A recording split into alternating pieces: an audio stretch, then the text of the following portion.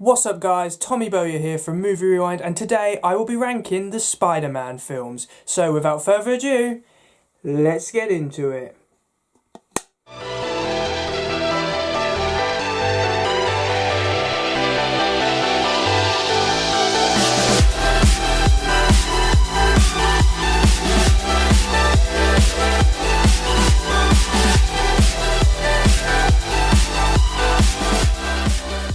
So just before we start this ranking, I would just like to discuss a couple of things first. Firstly, the Spider-Man films have always been close to my heart. I am a massive Spider-Man fan, and the first video I ever did on Movie Rewind was the Amazing Spider-Man movie review. So I really do take these movies very seriously. The second thing I would like to say is there is going to be bias in this because I am a Spider-Man fan, so of course that does mean that I might see certain Spider-Man films differently to just a common film watcher, and also these reviews are going to contain spoilers for every Spider-Man film, so if you haven't seen any of these Spider-Man films yet, I would say watch them first and then come back and watch the video. So let's get into the ranking. So at number 8 in last place, I have put The Amazing Spider-Man 2, the only Spider-Man film which I hate with a passion. This film is absolutely terrible. It is basically Sony's trailer for the Sony Cinematic Universe, which never happened because this film failed so bad, both with critics, fans, and the box office. Honestly, I hate this film. It is rammed full of so much expedition, and it's basically just characters talking for long periods of time. It's a very boring film. There's no real excitement there, and the action scenes are nothing to be proud of. They come across as bland and boring, much like the villains and the characters.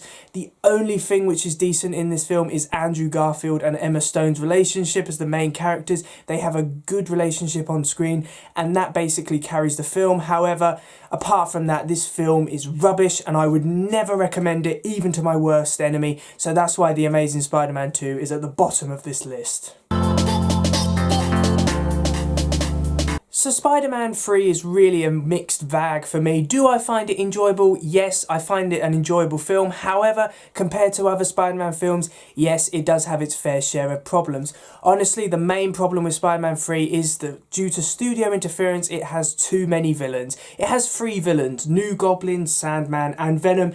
And because of the length of the film, the 3 villains don't get enough screen time. I have heard some people say that Spider-Man 3 should have been 2 separate films. Honestly, maybe that would have helped. However, we don't know. We've been left with Spider-Man 3.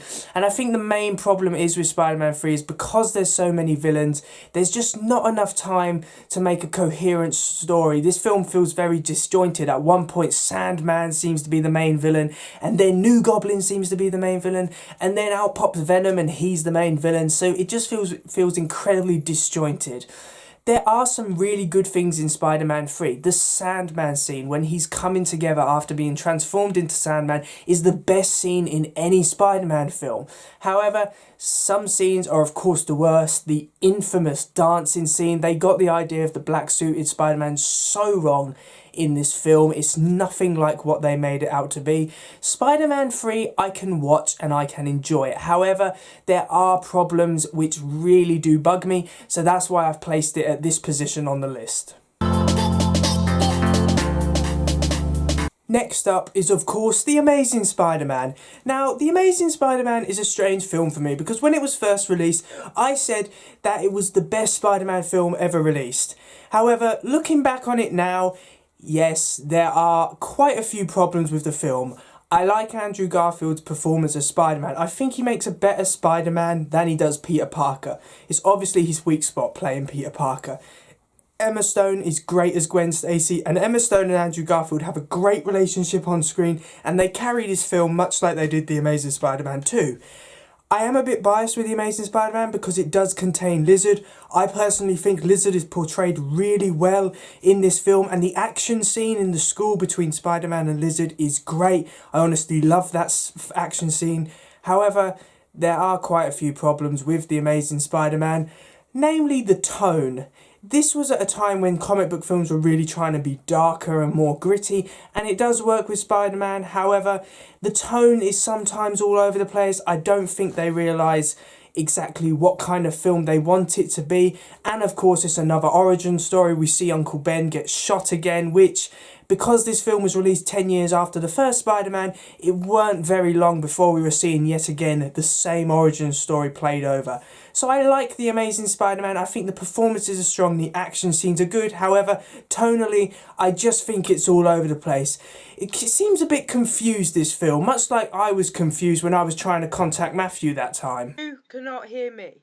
I do not have a clue what is going on.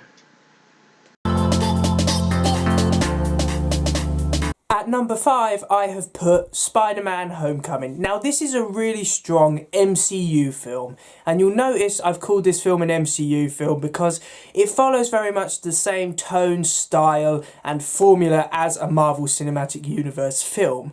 Tom Holland is really good in the main role of Spider-Man. He has that youth and naivety and really captures the role of both Peter Parker and Spider-Man, and that's obviously something that they've struggled to find, an actor who can play both Peter Parker and Spider-Man really well. Michael Keaton is great as the Vulture, and I like that this film tones down. It only has one main villain. Of course, Shocker appears in this film, but it only has one main villain in Vulture, and that works really well. This movie is really fun, it's enjoyable. It's a laugh, this film, that's all I can say. It is an enjoyable film. However, it does follow a lot of MCU formula and tropes. So I like this film. Is it maybe, it doesn't have that uniqueness which some of the earlier Spider-Man films have. So I would say it's an enjoyable film and I enjoy it. However, it's average because it does follow the MCU formula. So Spider-Man Far From Home is next on my list, and I have to say this is a really strong Spider-Man film. The reason I prefer it more than Homecoming is the characters are a lot more developed, and also I like the style of this film. It's very much not following the MCU formula because it has them on the road. I really like that dynamic. There's some beautiful scenery in this film. Plus Mysterio is a great villain. This film actually gave me a genuine surprise when it turns out Mysterio was just acting and it was all illusions, which of course I should have known because as a Spider-Man fan I know Mysterio is all about illusions, so that really shouldn't have surprised me, but it did. It was a great plot twist.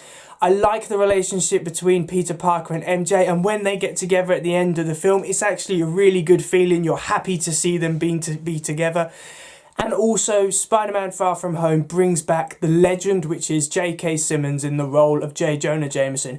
Even though it is just for the post-credit scene, I hope when they bring out this for the next film, you know what, Marvel, Sony, just sort out your differences because we want to see more of J. Jonah Jameson on screen because everyone loves J. Jonah Jameson. So Spider-Man Far From Home is a really strong film, and I honestly can't wait for what they're going to do with these characters in the future. At number 3 is a Spider-Man film which I didn't even know existed until I went to see it at the cinema with Matthew, and that is Into the Spider-Verse. This film is absolutely beautiful. The animation and the style of this film is just brilliant. You know, it's got a uniqueness to it which makes it a pleasure to watch on screen. And also, as it is animated, it doesn't have to try and set up an origin story. You know, it can already be set in the Spider-Man universe, and that works really well. Some of the character designs here are great, and I like that it's finally doing this, you know, the Spider-Verse thing, and also bringing in Miles Morales Spider-Man. I really enjoyed the characters in this film. The villains are really strong as well, and this is a fun film which has a unique animation to it, which is just brilliant to watch on screen, and it'll always be one of my favourite Spider-Man films. In second place, the runner-up, is the original 2002 Spider-Man film. Now, I have renewed appreciation for this film, having watched it a couple of days ago. This film is absolutely fantastic. Not only do we have so much to thank it for, because of course, without this film's success, comic book films would have not taken off in the way that they did. This film is a comic book. It's a comic book on screen because it embraces its identity as a comic book film.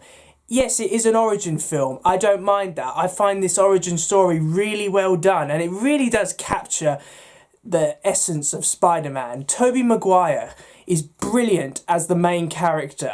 Honestly, surpasses Andrew Garfield and Tom Holland as the best actor to play Spider-Man to date, because he's just fantastic in the role. Actually, the majority of the performances in this film, I could not imagine hardly any of these roles being played by other actors, because they are all iconic. William Dafoe as the Green Goblin is a seriously underrated villain. Yes, I know some people point out that the design of the Green Goblin is a bit over the top, it doesn't look good now. However, I think it looks great. It really does fit in with the film setting. And that's not to say that this Spider-Man film, a lot of people say, oh, it's over the top, it's jokey, it's not serious at all. What about the final action scene between Spider-Man and the Green Goblin? That's the most brutal and gritty action scene in the Spider-Man films. So people who say this film is not serious, that is not true, because this film has plenty of serious moments in it. And of course, J.K. Simmons as J. Jonah Jameson, one of the best castings of a role in cinematic history, because he fits the role so much.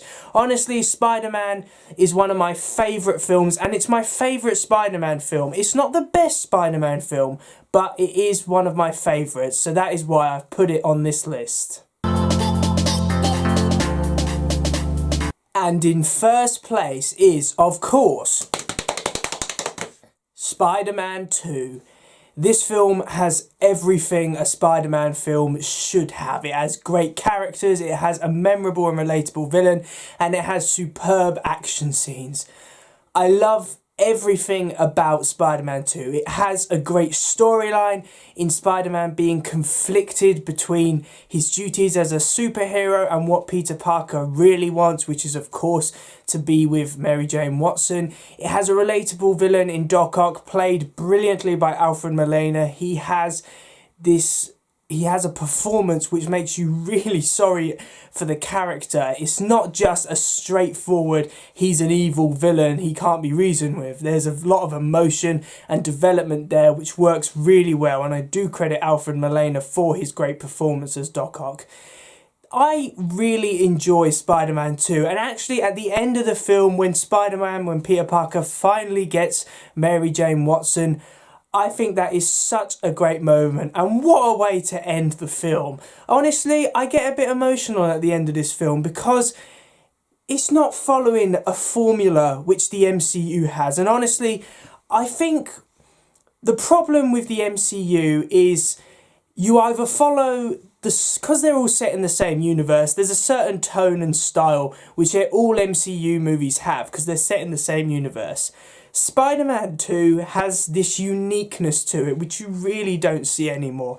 It's its own film, it embraces its comic book nature, and honestly, this is one of my favourite films of all time. I love Spider-Man 2. I could watch it again and again, and it is the best Spider-Man film ever made, and I don't think anything is going to top it in the future. So in conclusion, every Spider-Man film I have watched in recent days gives me a different feeling. You cannot say that every Spider-Man film is the same. They all have their differences. Whether they're good or bad, they do make me feel something after watching them. Me personally, I prefer the older Spider-Man films starring Tobey Maguire. They just have a uniqueness and timeless quality to them, which I really enjoy. The Amazing Spider-Man films with Andrew Garfield do kind of go a different direction. However, they always seem a bit lost with their tone, and it seems like Sony were just trying to make some easy money out of them. The Spider-Man films with Tom Holland are, of course, following an MCU formula, and because they're set in the same universe, you could say that they have a very similar tone and style to the Iron Man films or the Captain America films. Going into the future, it looks like we're going to be seeing more MCU Spider-Man films. However, it looks like we're going to be seeing a sequel to Into the Spider-Verse as well, which of course was a very unique Spider-Man film, and I'm looking forward to seeing that. So what do you guys think? What would your ranking be, and what do you look for in a Spider-Man film? Please let me know down in the comments section below. So thanks for watching, guys. I really do hope that you enjoyed my Spider-Man ranking. Please remember to like, comment and subscribe in order to receive great and maybe even improved quality content in the future. And if you would like to hear me talk more about the Spider-Man films individually, there is a playlist on my channel which has my reviews of every Spider-Man film. And if you would like to see more rankings like this, I do have them on my channel as well. I have a Batman film ranking as well as the top 10 Marvel films. So if you enjoy my videos, then I hope that you'll subscribe in the future, and I will see you in another one. See ya!